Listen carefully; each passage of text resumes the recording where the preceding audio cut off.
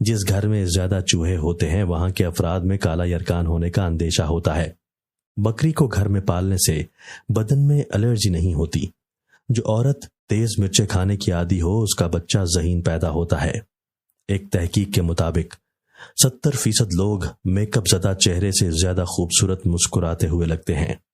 معدے کے عام مسائل، قبض، بدہضمی، اپھار گیس، کولیسٹرول، اس سب کے لیے ساگو دانہ بہت مفید ہے۔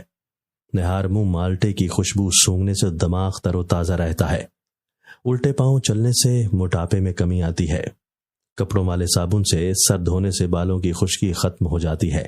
لیموں کے چھلکے چبانے سے دانتوں کی پلاہٹ ختم ہو جاتی ہے۔ شہد کو سرکے میں گھول کر کلی کریں، دانت 90 سال تک مضبوط رہیں گے۔ سوتے وقت اگر آپ کے منہ سے پانی آتا ہے تو جامن استعمال کریں، پانی میں گلاب ملا کر پیو، چہرہ ہمیشہ خوبصورت رہے گا۔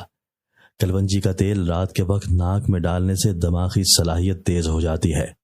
صبح کے وقت کھٹی چیزیں کھانے سے بیماریاں جلد گھیر لیتی ہیں۔ کافی اور چائے کا زیادہ استعمال ہونٹوں کو کالا کرتا ہے۔ مثانہ بالکل کمزور ہو، پیشاب کے قطرے آتے ہوں تو اس بگول کا چھلکا دہی میں ڈال کر نہار منہ استعمال کریں۔ ادرک والا پانی پینے سے جسم میں جمع ہوا خون حرکت کرنے لگتا ہے۔ اونٹ کی چربی کھانے سے ہڈیاں مضبوط ہوتی ہیں۔ اگر کسی بوڑھے شخص کے ہاتھ کانپتے ہوں تو اسے بکری کے دودھ میں کھجور اور شہد ڈال کر دیں، اس سے ہاتھ کانپنا بند ہو جائیں گے۔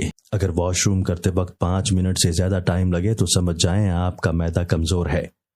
اگر جسم سے بدبو آتی ہے تو نہانے والے پانی میں تھوڑی سی پھٹکری شامل کر لیں اور پھر غسل کر لیں۔ چہرے کو صاف کرنا ہے تو چاول کھانے سے قبل 2 گلاس پانی پی لیا کرو۔ جلیبی کو دودھ میں کھانے سے جسم میں درد دور ہو جاتا ہے۔ چہرے پر سنبل کے پتوں کا رس لگانے سے چہرے پر دانے نکلنا بند ہو جاتے ہیں۔ کالا نمک چاٹنے سے 70 سال تک گلا نہیں بیٹھتا۔ کچا کیلا دودھ میں ڈال کر کھانے سے کبھی کمزوری نہیں ہوگی۔ انجیر پر شہد لگا کر کھانے سے دبلا پن دور ہو جاتا ہے۔ کینسر والے مرض زیادہ سے زیادہ گاجر کا جوس پیا کریں،